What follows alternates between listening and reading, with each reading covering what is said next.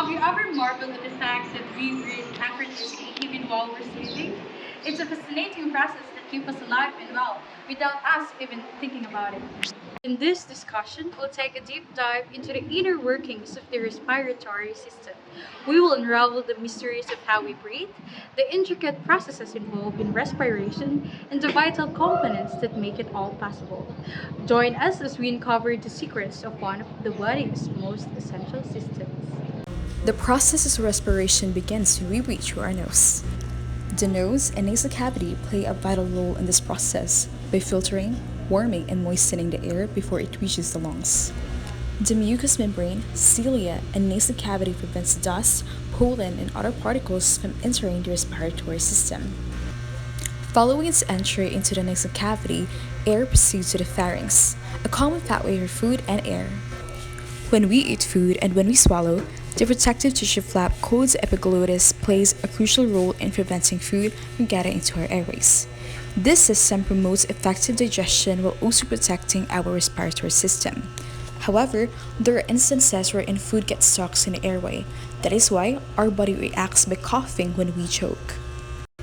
Continuing the journey, air then reaches into the larynx, or also known as the voice box. The vocal cords, which are necessary for making sounds when speaking, are housed in this amazing system, which is known as larynx or the voice box. In this system, it contains the vocal cords and the different muscles, which aids in producing sounds. Up next is we have the trachea, or also known as the windpipe. It is a tube-like structure that carries air from the pharynx to the lungs. The trachea is lined with ciliated cells and mucus-producing glands that continue the filtration process. The trachea branches into two bronchi leading to each lung. Inside the lungs, there are primary organs located in the thoracic cavity. Each lung is divided into lobes. The right lung has 3 lobes, while the left lung has 2 lobes to accommodate space for the heart. Within the lungs, the bronchioles branch into even smaller tubes called alveolar duct, which terminates in tiny air sacs called the alveoli. The alveoli serve as a primary site for gas exchange in the respiratory system. When we inhale, oxygen-rich air enters the alveoli. Oxygen molecules pass through the thin alveolar walls and into the neural capillaries by a process called diffusion. This makes it possible for oxygen to attach to the hemoglobin in red blood cells, allowing oxygen to be transported throughout the body to assist energy production and cellular processes. On the other hand, the bloodstream returns carbon dioxide, a waste product of cellular metabolism, to the lungs. Carbon dioxide diffuses from the blood into the alveoli where the capillaries sit surround them. The cycle of gas exchange is then completed when it is expelled of the body during expiration. The next organ that we'll be tackling about is the diaphragm.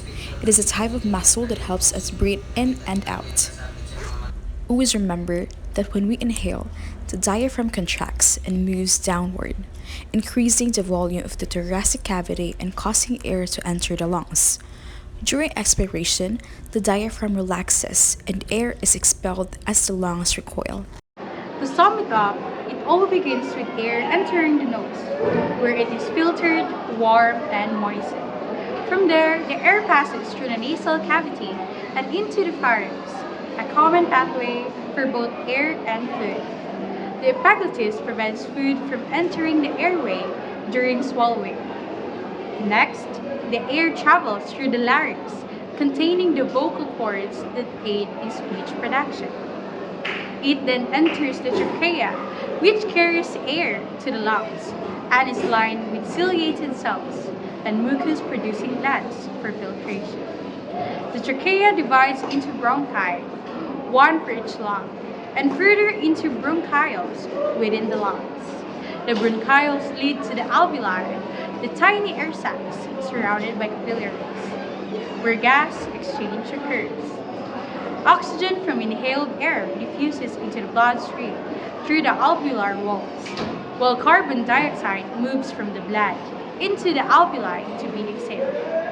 This process ensures the exchange of gases necessary for cellular function and maintaining the body's internal balance. I hope you guys learned something from this video. Once again, this is Maria Alexandra Faith from Terras Claros. This is Glazania Bautista Licario, And we are from 11th STEM Medical 1. Thank you for watching.